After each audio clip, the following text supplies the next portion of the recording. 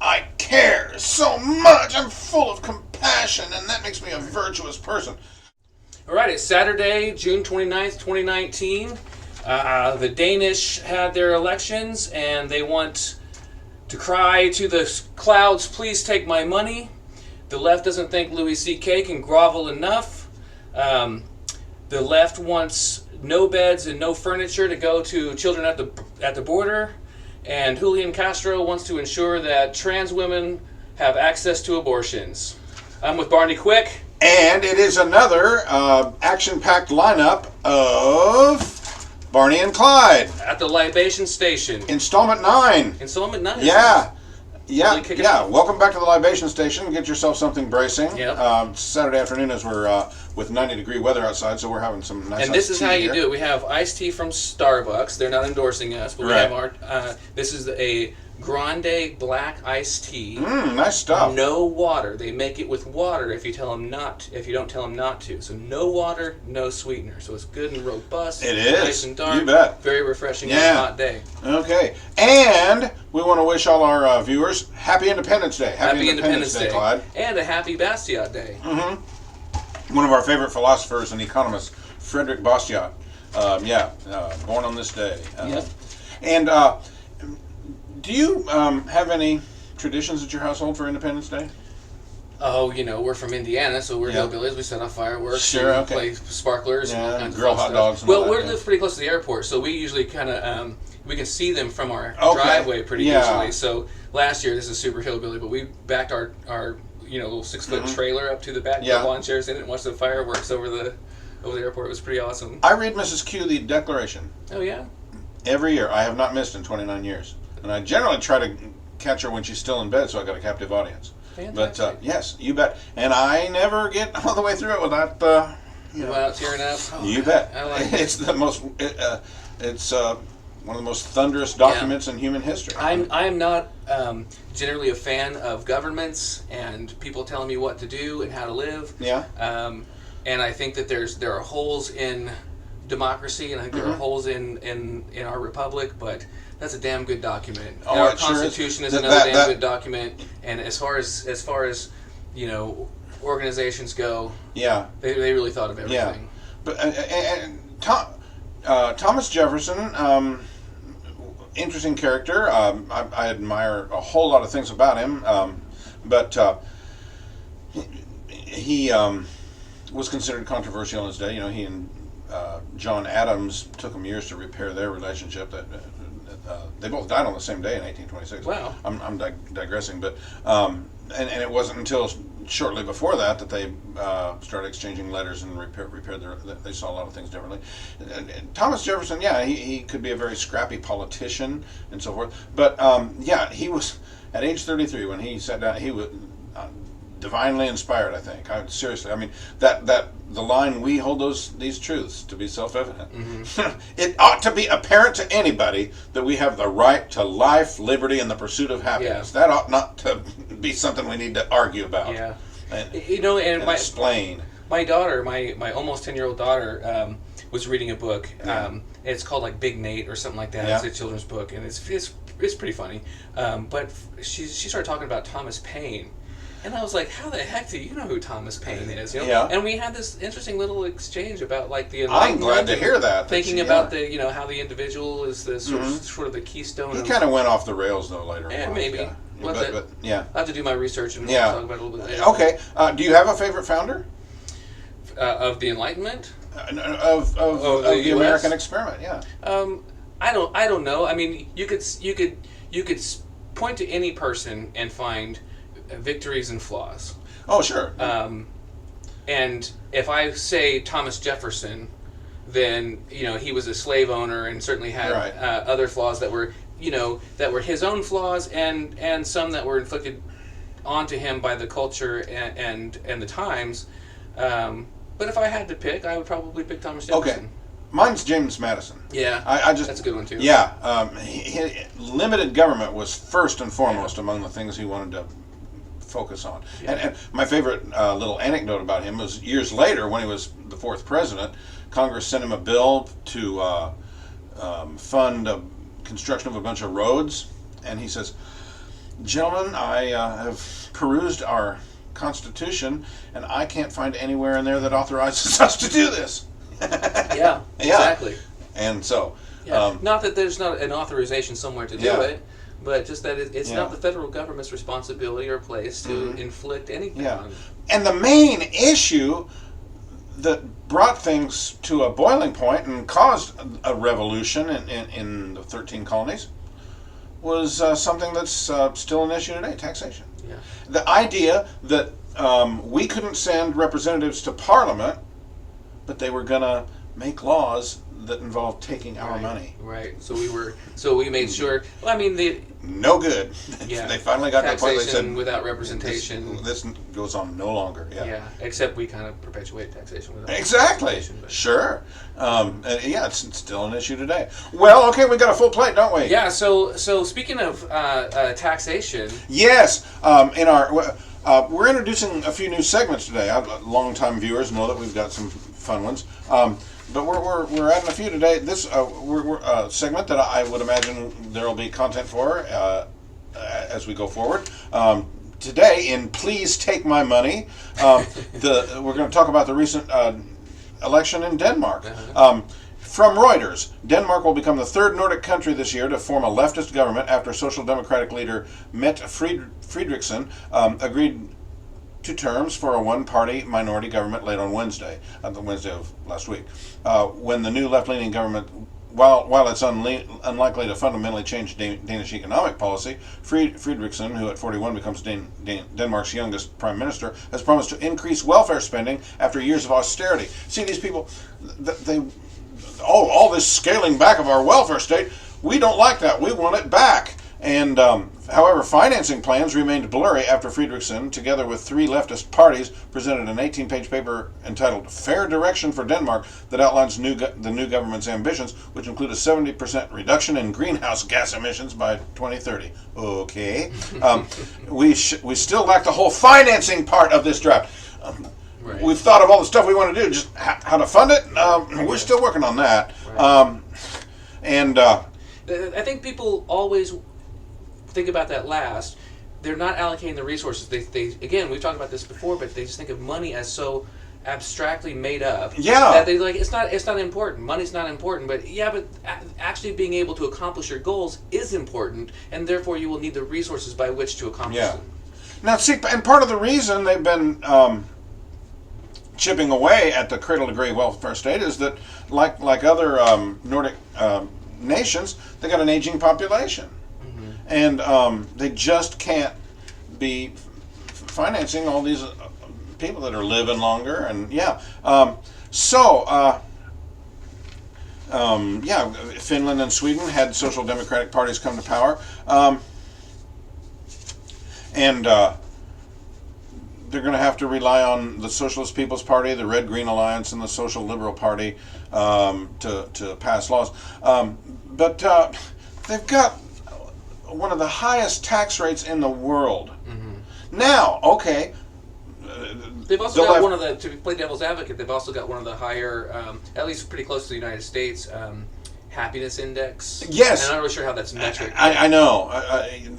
I'd like to learn more about. Because they also have a very similar homeless population and a little higher suicide rate than us. Okay, how are we defining happiness in those? Yeah, so I don't know how that's right, and they got the free health care and free education, all that, except it's not free. Right. They're which gets to the why we named this segment what we did. It's as if these people are saying, please take my money. My money. Which is, for me, if there's a good or service that's good for me and works out well for me, fine, please take my money, I want it. You know what I mean? But I feel like that's between you and the service. That's between me and the service provider. Exactly. Yeah. The individual transaction. Boy, and I was and I'm not really digressing too much. At the time of our revolution, British society was actually British culture. There were some really cool figures. The great lexicographer and writer Samuel Johnson, the great painter Sir Joshua Reynolds. As a matter of fact, these people had kind of a salon where they'd meet for dinner, once a month, and at a particular tavern and exchange ideas or anything. William Blake was beginning to get known as a poet. Edmund Burke, a great member of Parliament, who wrote Reflections on the Revolution in France, which was a comparison of the U.S. Revolution and the French Revolution, and he boiled it down to the reason the French Revolution went awry and the American Revolution flourished and succeeded. The American Revolution was based on the primacy of freedom, and the French Revolution was based on the primacy of equality, which paved the way. Within a couple of short years, you had Robespierre and people getting guillotined in the street, and then Napoleon's imperial designs came right on the heels of that. Whereas, as an American, it took us a while to decide, look, we're going to need a constitution. We can't just hang together with an Article of Confederation. But once we did and elected George Washington, he became our Cincinnatus. He 2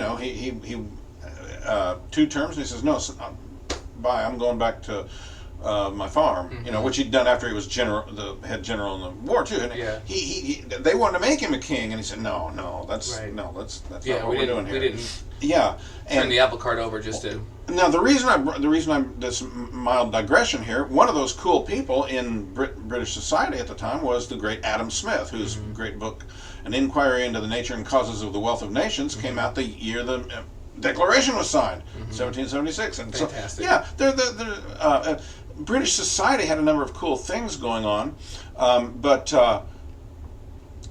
that King George, he just got a burr up his tail end or something, and got a little too arrogant with regard to those living in the colonies, particularly ours. And the reason what made me get on this little train of thought, Adam Smith's invisible hand. You were talking about you're perfectly willing to part with your money voluntarily. Yeah. And we were talking just before during prep time about sometimes when a pro-freedom person gets in an argument about taxation with a left-leaner and points out that ultimately taxation is the seizing of money at gunpoint. A leftist will go, I've been filing 1040s for decades and I've never felt like I was being forced at gunpoint. Well, that's because you're perfectly willing to do it. Change your mind some year and don't file it. Just experiment. Yeah, exactly. and start getting in trouble and see where that ends up if you don't decide. And when they come to take you to the cage, refuse to go to the cage. Exactly. See what happens. Eventually the gun. Government's the entity in society with a monopoly on the legitimate use of force, which gets us back to Madison. You therefore better be darn careful about how much power you give it. It also gets us back to Denmark too, because I was kind of looking into it a little bit, and one of the things that I saw was that they had a more right-leaning government before. The reason, I guess, that the leftists in Denmark had gone with the right-leaning, was it the People's Party? What's it called? I'm drawing a blank. Something like that. Anyway, so this right-leaning party had been in power because they were pretty anti-immigration. Like the EU rules sort of stated that pretty much anybody could come through with no passport across the European countries and stuff like that. And so the migration influx of people from all over, I think they were getting a high Muslim population, all that kind of stuff. So this right-leaning party were like, well, we'll put a stop to this. So they got elected in. So the Social Democrat Party started adopting those types of policies also, and became very anti-immigration, and immediately it flipped back to them. So the thing that people were caring about was that was to keep Denmark Danish. And the Social Democrats have put in laws, apparently. This is from an NPR article that I read, so I don't know what their source is. But they put in laws. This is the left party. Allowing police to seize jewelry and other assets from refugees. They were the ones who put into place the burqa ban, and had proposed a plan to put asylum seekers on an island, that was previously used for infectious disease research, sort of like a leper colony. Okay. So like the left got back into control, but they, it sounds pretty authoritarian to me, and I think that those policies, when you have this welfare state, you can't have a welfare state and open borders, basically. You know what I mean? And just from a sheer resource point of view. Exactly. If you have open borders and you have a welfare state and anyone can access those things, people are going to come and utilize it. Mm-hmm. Why wouldn't they? They have every incentive to do that.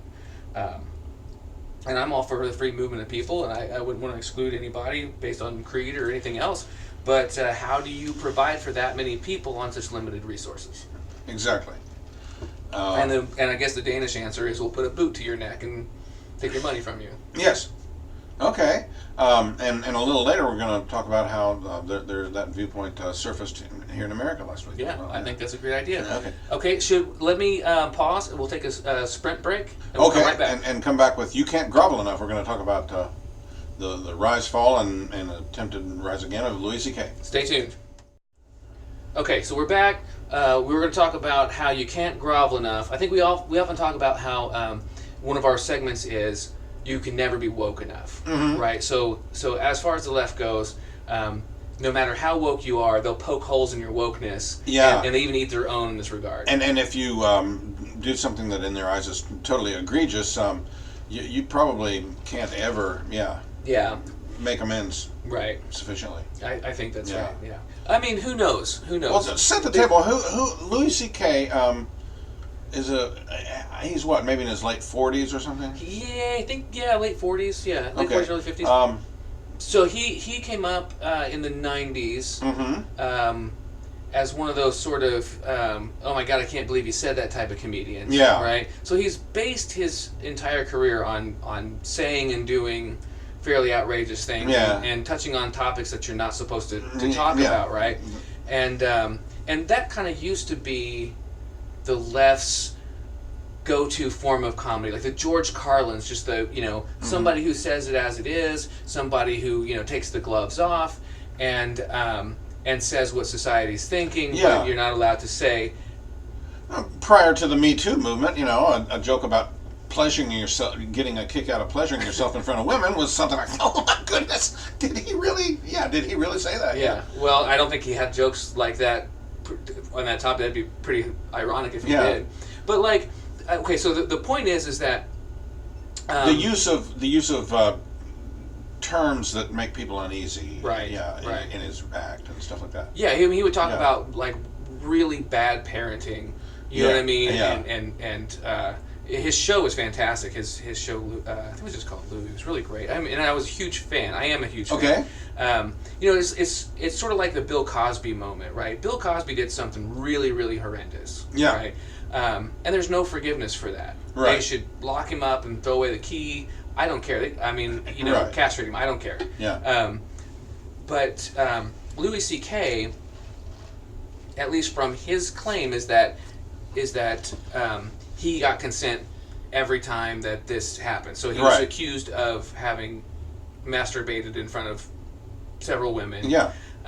Including Sarah Silverman, who said yes, he did that. They're old friends. They came up through the business exactly. together. Yeah. And there's I have to find a clip of it, but apparently she was saying, Louis said, hey, do you want to see me jack off? Yeah. And she's like, yes, of course. You know what I mean? Like, oh my god, I can't believe I'm watching this. Yeah. But she's laughing and having, they're probably drinking and they're young and all that kind of stuff. So anyway, he got sort of Me Too'd, but it's not like the Harvey Weinstein thing where Harvey Weinstein blocked the door and wouldn't let women out. Exactly. You know what I mean? So if you say, hey, would you like to see my penis? Yeah. Right? And the person that you said that to says yes. Yeah. Right? I mean, that's consent. Exactly. Right? And I think that if you take that away from a woman, it's just as bad as you doing something without her consent. If she gives her consent, but society still doesn't allow her, they don't think that she's a big enough girl You know what I mean? They don't Yeah. think she's grown up enough or capable of making her own decisions. Therefore, she can't really give consent because she's just a little woman. Poor little Will woman. determine whether you exercise good judgment there. Exactly. Yeah. Right. Exactly. So he's been off, over a year, doing nothing, Working his way back up losing a ton of small money. clubs like he did in the He beginning. had this bit that leaked out on YouTube, and some people had recorded his set, and he's been doing these surprise appearances, and he's been booking clubs, and the left has just been losing their mind because clubs are booking him, and because he's going to audiences and packing the house, and people are loving him. You know what I mean? They miss Louis. They miss those. Yeah. That the way he would articulate being a human being and like struggling with relationships and struggling with marriage and struggling with kids and being frustrated and tired and lonely and a sick pervert. You know what I mean? And everybody in their mind is like, oh my God, I can relate. I can't believe he just said that. You're right. And they're just losing their shit because they were only able to destroy 99% of his career. The fact that he has a shred of an audience left, the fact that he can go and work and be, allowed in free society, having not committed a crime, certainly not having been convicted of one. Yeah. It just chaps their ass, and I don't understand it. Yeah. Like, let it go. It's not entirely different from the situation of the two kids from the Parkland shooting, survivors of that, who both got accepted to Harvard. David Hogg, the left-leaning kid that is he's very much of a gun control zealot. He had really mediocre SAT scores. He got accepted to Harvard. The conservative kid, I'm drawing a blank, but Kyle Kashuv. Okay. Kyle Kashuv.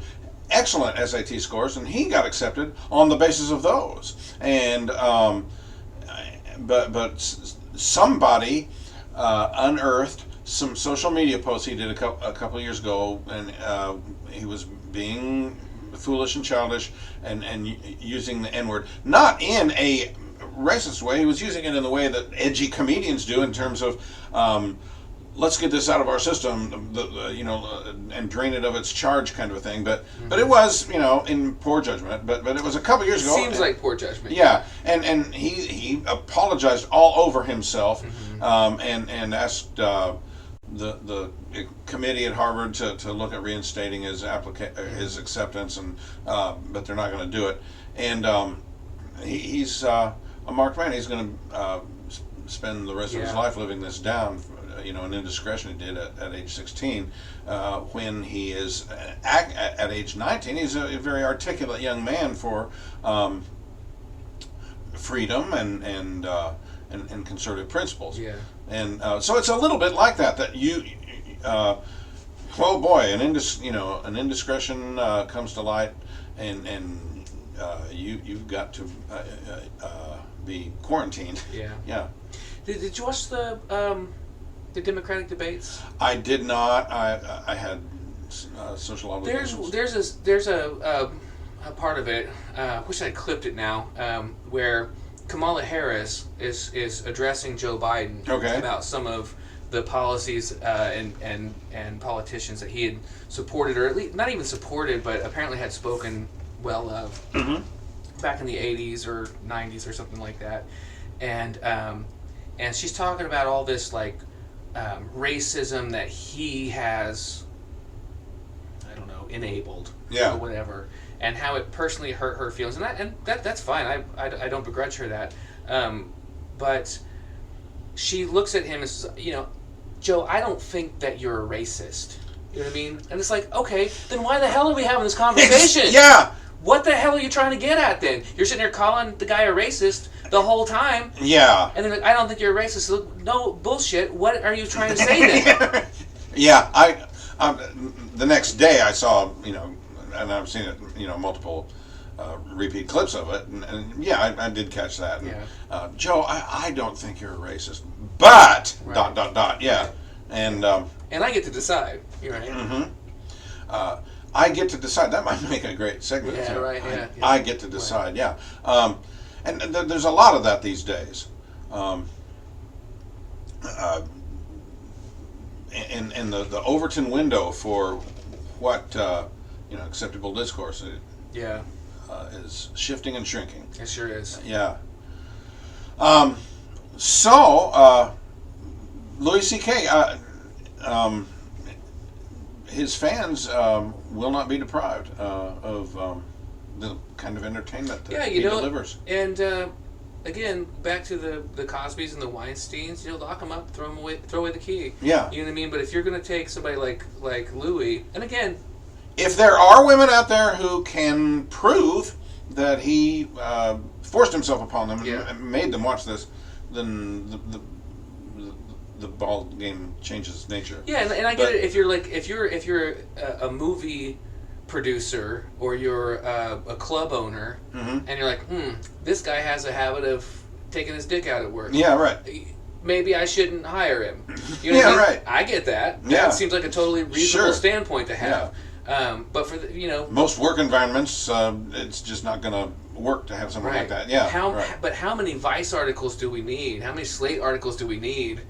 You know what I mean? To continue perpetuating that. Right. The guy's probably going to hit on people and and ask weird stuff, and some of them might say yes, and the ones that say yes, you just gotta let them go with it. Exactly. It's their choice. Yeah. Okay. All right. Are we just going to move right on into let's the next go segment? on. Let's talk about beds and blankets. Yeah, this next segment's called, it's in the form of a question. You call that caring? Okay. This is so good, too. Wayfair. It's a pretty popular brand of furniture. You see their commercials on television, and they're pretty slick and aimed at a pretty urbane demographic, I think. And but here's the deal: they have they have an order, a $200,000 order for bedroom furniture that's been placed by BCFS, a government contractor that's been managing camps at the border. Mm-hmm. All right, and here's maybe we ought to just reiterate a few facts about camps at the border. The present kinds of conditions you find at those camps got started in the Obama administration. I don't know that. Yeah, they did, and I believe you. I just and the whole kids in cages, quote unquote, set of conditions. I know that the approach hasn't changed. Significantly. Mm-hmm. Now, okay, there are people within government and in charitable organizations and people in and out of government thinking about how do we improve conditions? What can we do here without, some of this is going to require some legislative action on the part of Congress to be able to emulate, and then funding for some things that would improve conditions.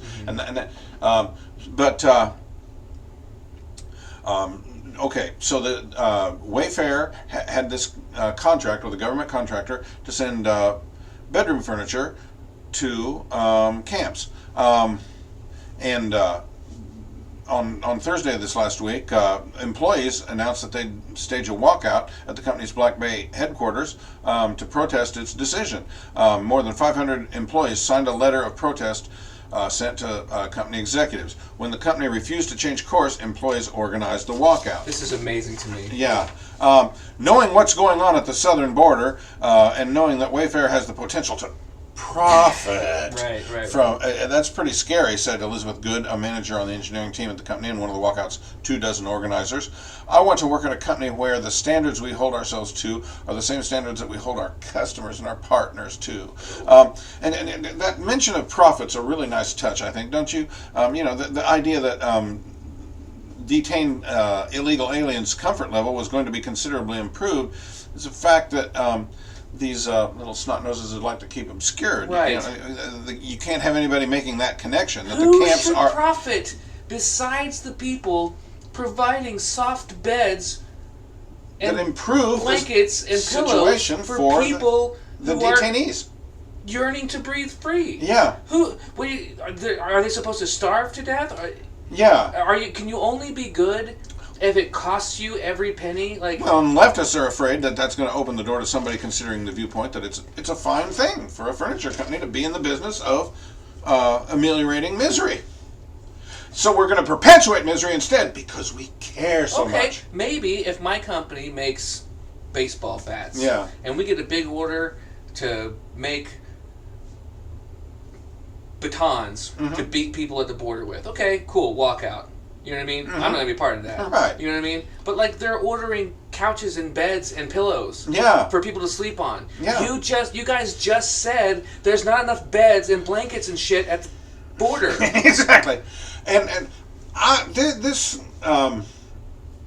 Sorry. Well, no. This gets to something that I've considered for quite some time. I think there are kind of two levels of leftism, and of course I'm painting with a broad brush, and there are situations where it's hard to tell which of these a person falls into. Some people are on the cusp, but there are the people who are causey because they have some kind of a deep-seated psychological need to congratulate themselves on how much they care. Sure. And I care so much. I'm full of compassion, and that makes me a virtuous person. Don't you want to sleep with me now? Yeah, sure. There's some of that. You bet. Yeah, it makes you gets you invites to the cool parties and stuff. Yeah.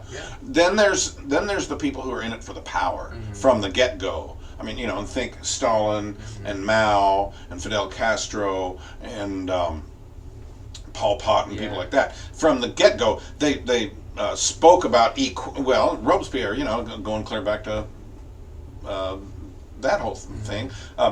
They talk a great game about equality and leveling the playing field for everybody and getting rid of hierarchy and all this. But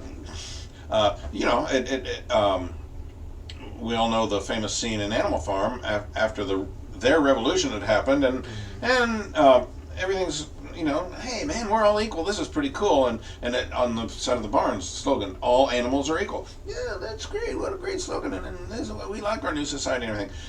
But that's Napoleon Pig. Interesting that Orwell chose the name Napoleon. But Napoleon the pig starts making some moves that all the other animals are, well, what's going on here? And one day they go out to the side of the barn and it says, all animals are equal, but some are more equal than others. And which gets back to that. We'll decide for you what equality means. And then we'll move the goalpost whenever we want. Exactly. And so I gotta get a clip on that for. Okay. And there are some who are on the cusp. Alexandria Ocasio-Cortez strikes me as somebody. I think she still thinks of herself as somebody that I care, and she is into self-congratulation. But boy, she loves power too. Yeah. She'd move Nancy Pelosi out of the way in a heartbeat. I think she's one of those people who, I would propose that there's a third type of leftist, and that's an absolutely genuine, cares about people, really believes that people should have access to everything that they need in life. I think and wants you're right. people to do good. I don't think that there are many of those that are politicians. No, but I think there are a lot. They tend to work for nonprofit organizations, voters and things like that. People. Yeah, and I think there's a lot of really genuine people who just, they they get fed stuff from the left and they just believe it. Yeah, and that's not. They don't see where it's going to end up. I don't mean that to. They haven't thought that through. To their discredit, I just think that.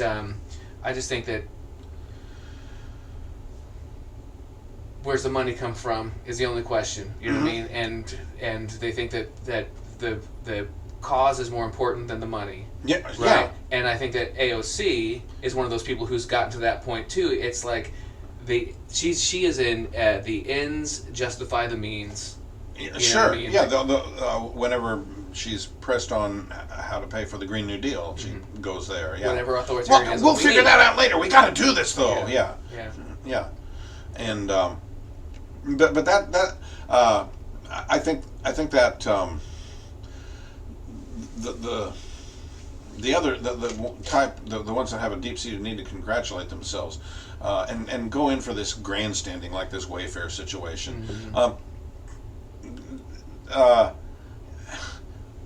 you call that caring? I mean, yeah, you're perpetuating these people's misery. You have an opportunity to ameliorate it. Right.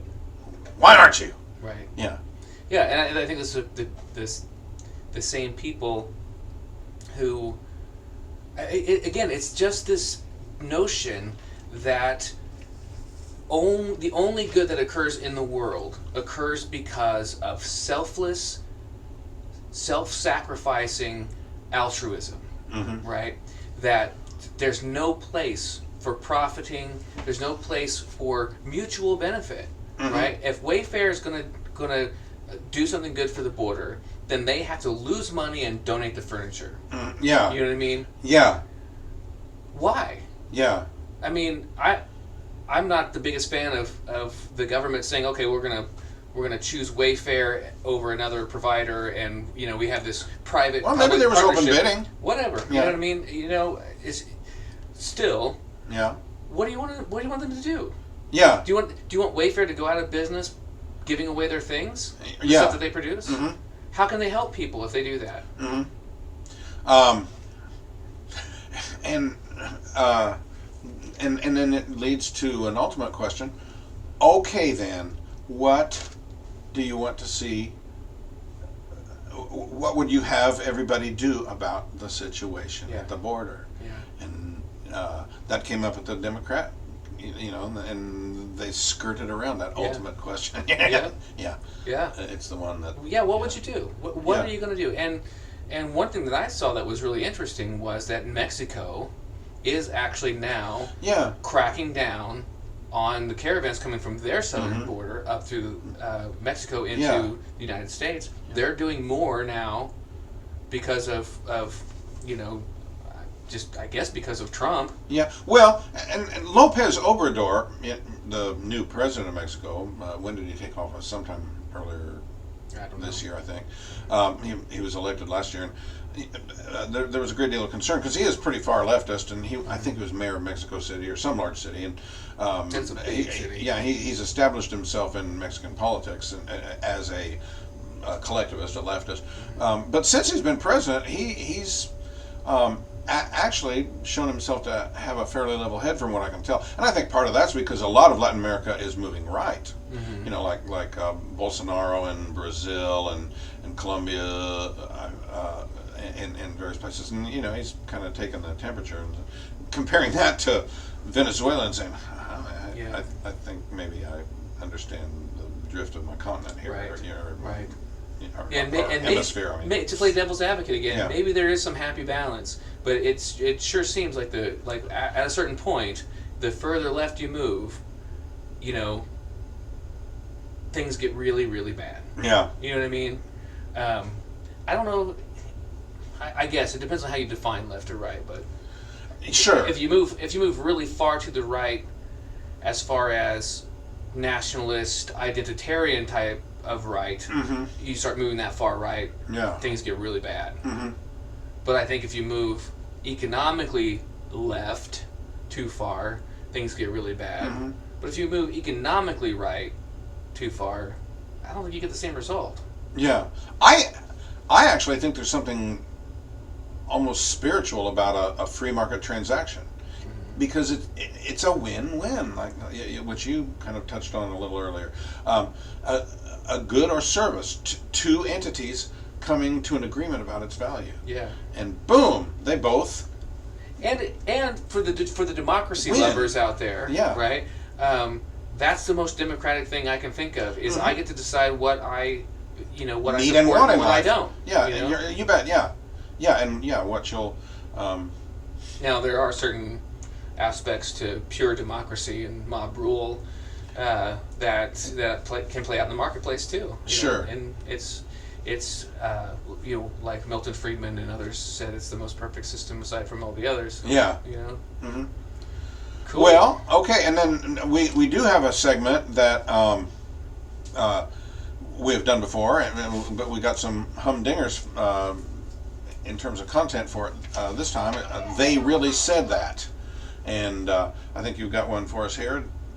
I've got a couple. Okay. And I'm not really sure where to start. I know which one I want to end with. Okay. But let me a few of these are from the. I think these are all from the Democrat debates. Democrat debates, yeah. Okay. So this one is Kristen Gillibrand. Is that how you pronounce her name? I think Kristen so. Gillibrand talking about insurance versus a public option. Right? Okay. And a lot of the candidates like Bernie and Elizabeth Warren were very, very against there, being private insurance at all. Like we've got to get rid of private insurance, and the others tried to take a more sane approach. Like let's build on Obamacare, and provide a public option. And this is what gets me about leftist economic thinking, right? And I'll just play the clip. And Yeah, so no, it's my turn. So, this is a very important issue. So, the plan that Senator Sanders and I and others support, Medicare for All, is how you get to single payer. But it has a buy-in transition period, which is really important. In 2005, when I ran for Congress in a 2-to-1 Republican district, I actually ran on Medicare for All, and I won that 2-to-1 Republican district twice. And the way I formulated it was simple. Anyone who doesn't have access to insurance they like, they could buy in a percentage of income they could afford. So that's what we put into the transition period for our Medicare for All plan. I believe we need to get to universal health care as a right and not a privilege to single payer. The quickest way you get there is you create competition with the insurers. God bless the insurers. If they want to compete, they can certainly try. But they've so, the way you get there, people just they accidentally say the truth. Yeah. You know what I mean? So she says the way you get to single payer health care, which will be a situation where your private insurance, The way the camel gets its nose in the tent. Yeah, so is to create competition and a public option. So you create the public option, and God bless the private insurance companies. If they want to compete, let them try. Yeah, let them try to compete. With stockholder money versus taxpayer money. Yeah, versus how is a private entity with limited resources going to compete against an entity that, if it's in the red, can just tax its way and force its way back into the black? Yes, exactly. And when that happens, of course we're going to be a single payer. You're going to see how badly this fails and how private insurance disappears and people have less and less and less coverage. You know what I mean? It's going to create a medical catastrophe. And then they're going to say, well, we've got to do single payer now. Yeah. Look at this mess the private sector's in. You bet. I can't believe they really said that. Yeah. Well, we've discussed before on this show the whole business about healthcare being a right. Just to reiterate, in case there's some folks joining us for the first time, you can't have a right to something that requires your fellow human being to do something. Right. I don't have to do a darn thing for you to have the right to peaceably assemble, or for you to have the right to be secure in your person, papers, and effects, or to speak, but the reason there's no such thing as a right to health care, well, the way I often put it is, how did people in the year 1300 exercise their right to a triple bypass? Right. Yeah. Right. And that's another. And how do you today exercise your right to go to Mars? Yeah, right. Unless somebody's building a spaceship for me to get in, and right. Yeah. Which the private sector, if you think about that, Yeah. I can exercise my right to order something from Amazon Prime today, and something comes to my house in a day or two. You know what I mean? It won't be long before it comes in a couple of hours. Yeah. And it's because somebody else built all of that capital infrastructure. You know what I mean? At their own expense, to be able to deliver goods and services to me, the things that I need to live. Yeah, and universal health care is going to squelch ingenuity. The technological advancements and advancements in the pharmaceutical industry will just wither away. It will. Who the heck's... What's the incentive in being an innovator? And the Nordic countries that are always touted as the best healthcare systems and stuff, they're going to pay the price too, because they'll no longer have American innovation. And I'm not making the claim that American pharmaceutical companies are the only ones that ever make innovations and good drugs, but they are a substantial portion of the market. Yeah. And the reason is because they've got the profit motive here. One thing that we could benefit from is a change in the way.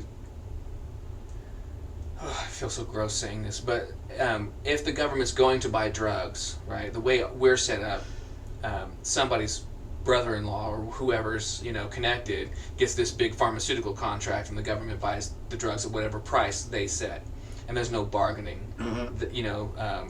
So they can't say, well, we'll buy the drugs, we'll buy this volume, but we want 20% down, 50% off, or whatever. And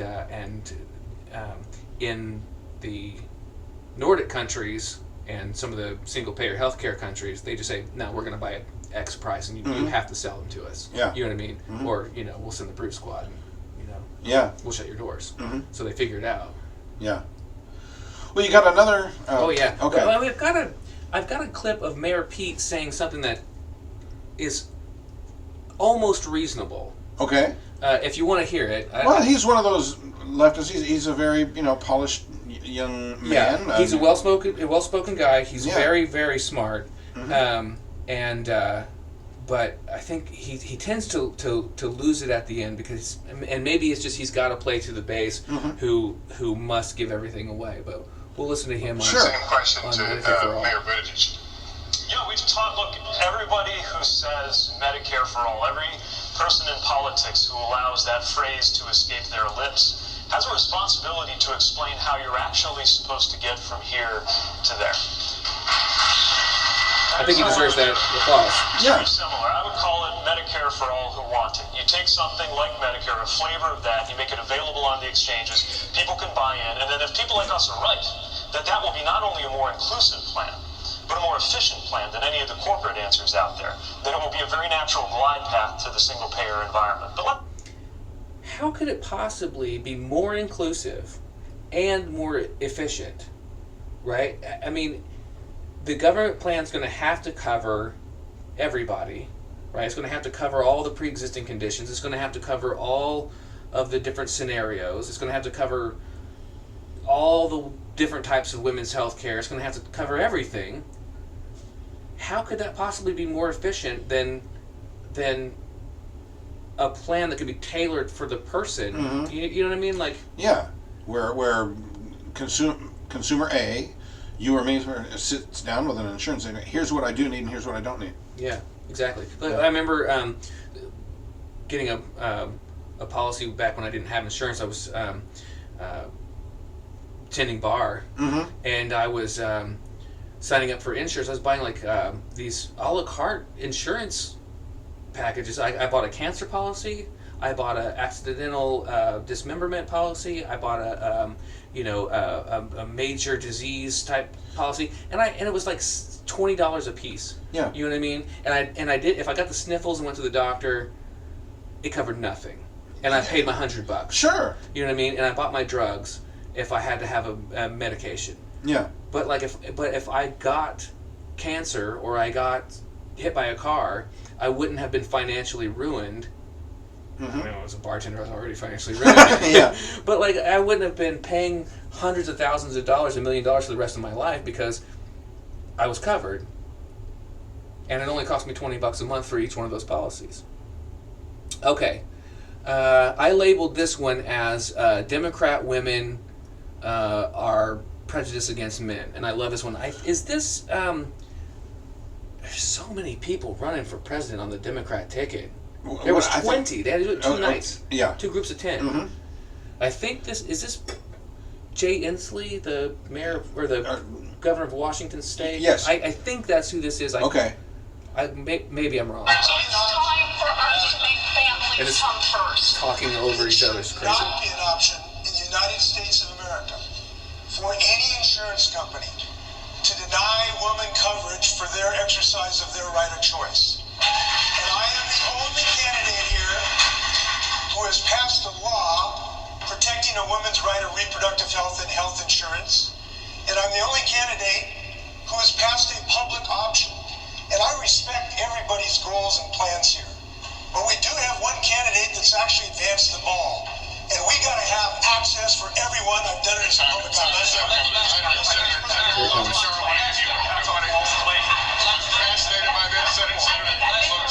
I I just want to say there's 3 women up here that have fought pretty hard for a woman's right to choose. So I'll start with that.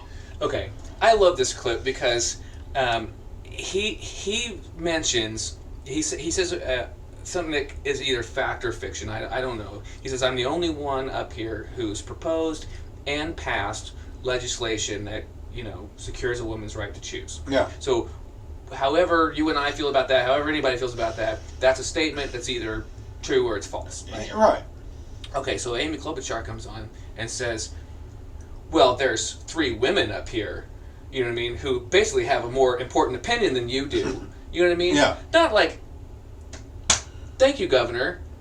Thank you for supporting women's issues and women's rights. Yeah. But they're, I don't know, it's just such a... It's the rats at the each other's jugulars. Right. By virtue of being in the demographic group we're talking about, I care more. Right. And I have more virtue. Right. Yeah. Yeah. Right. And Jay Inslee and Amy Klobuchar probably have about as much chance of conceiving a child as each other, I think. You know what I mean? Like, right, yeah. Like maybe you both don't get to talk about it. Yeah, right. I don't know. Anyway, Okay. I got one more. Oh, yes. One more for they really said that. Yeah. And this one... I don't know if... I've seen the clips of it, and it blew my mind. The CNN interview with... former mayor, San Antonio mayor, Julian Castro. I forgot about that one. Oh, Let's do that one first, because I want to save the other one for last. Okay, all right. Okay. Yeah, this is... he really said this. Okay. Version of a government health care option. Would your plan cover abortion, Mr. Secretary?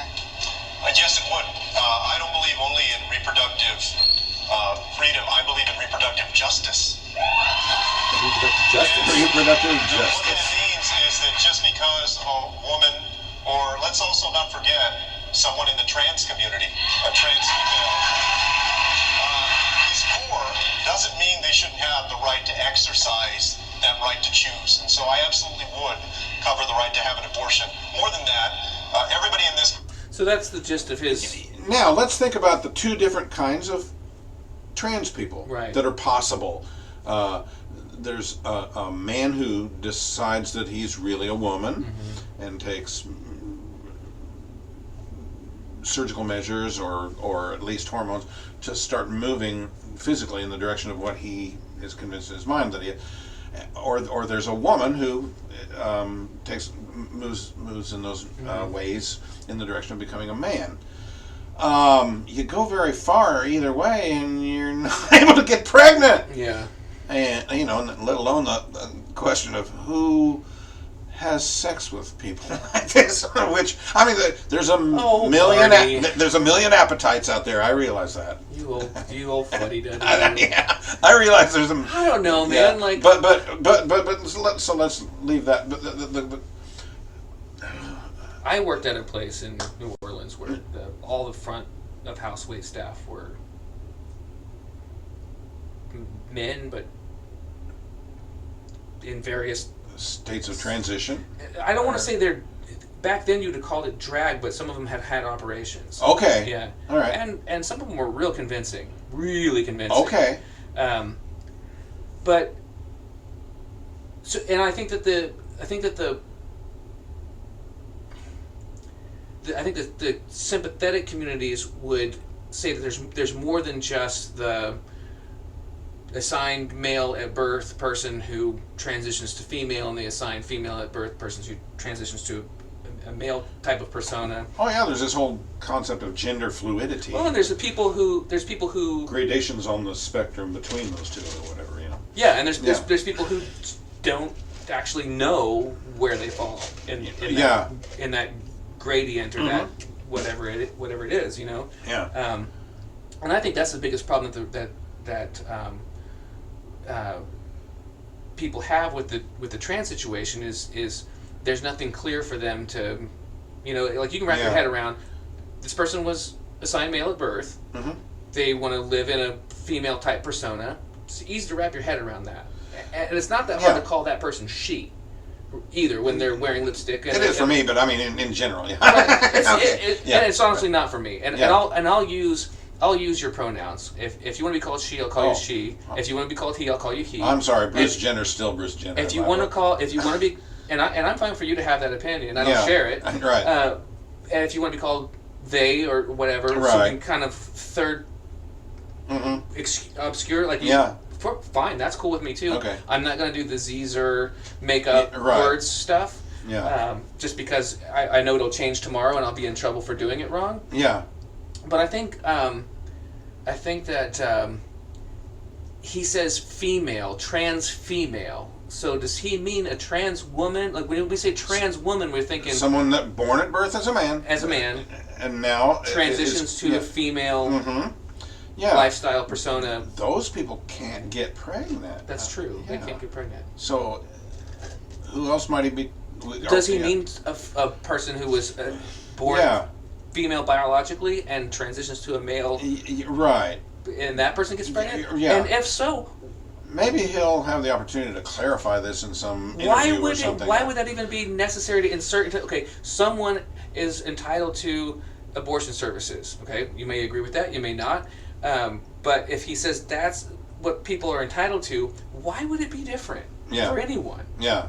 You know what I mean? It's either okay or it's not. Yeah. You're just pandering to this community. You know what I mean? Which good. I hope people are taking their situation seriously and making sure that they're secured human rights. But you're just what the hell are you talking about? Yeah. Yeah. Of course, you know me, conservative. I'm just thinking 10 years ago. A serious contender for president of the United States talking about abortions for transgenders. I mean, it would have been inconceivable a short decade ago. I don't think Julian Castro is a serious contender for the presidency. Okay, all right. But he's on the stage. Yeah, he was the mayor of one of America's largest cities. Yeah, And wasn't he secretary of something or other? I remember housing and urban development. development. I think that's what he is now. I think that's what he is currently. Isn't he? Oh no! This was in the Obama administration. They keep calling him Mr. Secretary. So. Yeah. Okay, you got one more, huh? I got one more. All right. And I love this one. I love this one. This one's not from the debates. This is I can't remember her name. This is the woman who recently came out to accuse Trump of having raped her. Oh yes. What's her name? A fashion designer or a magazine editor, something like that. She had some kind of very... What's her name? Anyway. Yeah. Jean Carroll. Yes. Jean Carroll. And she's on with Anderson Cooper. Okay. And talking about the situation. Okay. And she says, God, I wish we had the video clip of this. Well, the audio clip will have to do, but you just watch Anderson Cooper get so uncomfortable. Okay. Cut to commercial, just like he's backing away out of the situation. So anyway, with that in mind, let's listen. Victim. You don't feel like a victim. I was not thrown on the ground and ravished. Which the word rape carries so many sexual connotations. This was not sexual. It hurt. It just, Well, I think most people think of rape as a violent assault. It is not. I think most people think of rape as being sexy. Let's take a short break. Think of the fantasies. We're just going to take a quick break. If you can stick around, we'll talk more on the other side. You're fascinating to talk to. You're fascinating. That is rich. You're such a silver fox. That is rich. Yeah. On some, in so many ways. I mean, yeah. She really said that. Yeah. Rape. No, I don't think either the victims or the perpetrators are thinking sexy. Everything you've heard about, like you've been taught about rape, is that it's not about sex; it's about power. Right. You know what I mean? Yeah. And most people think rape. What? Yeah. Most people think that? Boy. Like, what planet do you live on if you think most people think that? Exactly. Yeah. And what is it that happened to you if that's what you think that is? Right. You know? Mm-hmm. Beyond the looking glass, Barney. I don't know what to do, man. They really said these things. I'm about to stand out in front of it and yell stop with you. Right. Stand athwart history and yell stop. Yeah. Hey, well, how are we doing here? Let's see. We're at time. Okay. Well, listen. We once again are deeply grateful that you decided to. I am indeed. Spend an hour of your I'm life. going to murder an Indiana sea turtle with my straw. Okay. Just kidding. Okay. But yeah, as you can see from this, what we do here is come at various things on the nation's plate from a libertarian perspective and a conservative perspective, and there's some overlap and there's some areas of divergence, and you probably saw some of that today. But the overlap is based on a shared conviction that freedom is the essential condition for human well-being. Indeed, it is. Yes. Yep. People got to be free. Got to be free. Young rascals So said. freely enjoy your Independence Day Yes. here in the U.S. and Self-evident truths, baby. go to facebook.com/barneyandclydeshow. Mm-hmm. You can comment, watch the clips. You can go to or you can email us at barneyandclydeshow@gmail.com. We would love to have a mailbag episode. So comment, email, all that fun stuff. You bet. If there's a topic you want us to address, please make that note. Mm-hmm. And we have a Patreon. I'll put the link because I don't remember it. I'll put the link below. Yeah. We've monetized our podcast. So. Yes. We haven't, but we'd like to. Yeah. And that is the vessel by which we are going to do it. So maybe when there are other things besides Patreon available, we'll do those. But in the meantime... we do this fortnightly and forthrightly. So in 2 weeks, we'll see you back here at the Libation Station for another in-depth look at what's going on in post-America. Okay. All right. All right. Stay Stay free, free, Barney. All right.